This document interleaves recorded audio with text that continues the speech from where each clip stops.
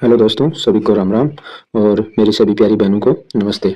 आज महाशिवरात्रि है, सभी को महाशिवरात्रि की हार्दिक शुभकामनाएं। मैं देखता हूँ कि महाशिवरात्रि में लोग सिर्फ बस मंदिर जाते हैं, जल चढ़ाते हैं और फोटो खींचते हैं और बस घर आके फिर वो कि वही जैसे थे वैसे हो जाते हैं।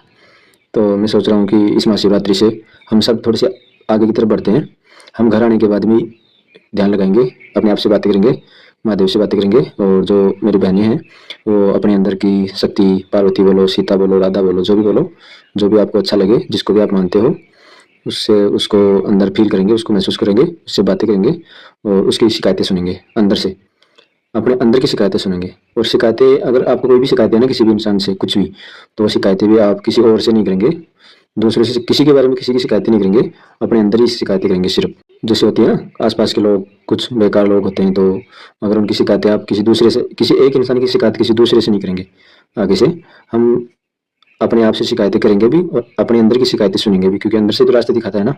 महादेव बाहर थोड़ी ना है, शिवलिंग में महादेव है, मानते हैं शिवलिंग में भी है, कण कण में है, बट जो बाहर है वो भीतर भी तो है ना। तो उसके अंदर की आवाज़ सुनेंगे और देखिए वो आवाज़ कब आती है, वो धीरे धीरे। ऐसे नहीं होता कि वो आज आपने बैठा और आपको एकदम दिखा दिया कि हाँ ये गलत है ये सही है। जब आप फर्स्ट टाइम शुरू में बैठते हैं ना अपने आप के साथ, तो शुरू में आपके अंदर अहंकार की आवाज़ आती है, ईगो, उसने मेरे साथ ये किया, उसने मेरे साथ ये किया। फिर जब आप कंटिन्यू कंटिन्यू बैठते रहते हैं ना, खुद के साथ टाइम देते रहते हैं धीरे धीरे, तब जाके आपका अहंकार शांत होता है और उसके बाद में आती है अंतरात्मा की आवाज़। तो आगे से आप धीरे धीरे में मतलब शिव जी के ऊपर जल चढ़ाना, शिवलिंग के ऊपर जल चढ़ाना, वो बच्चों को एक मतलब ईश्वर से जोड़ने की एक वो है।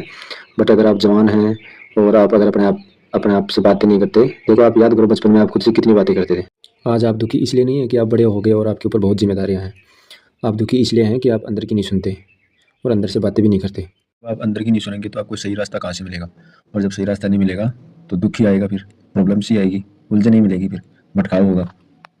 तो आज इस महाशिवरात्रि से आप एक संकल्प लें अपने आप से, खुद से, यानी अपनी अंतरात्मा से बातें करने का।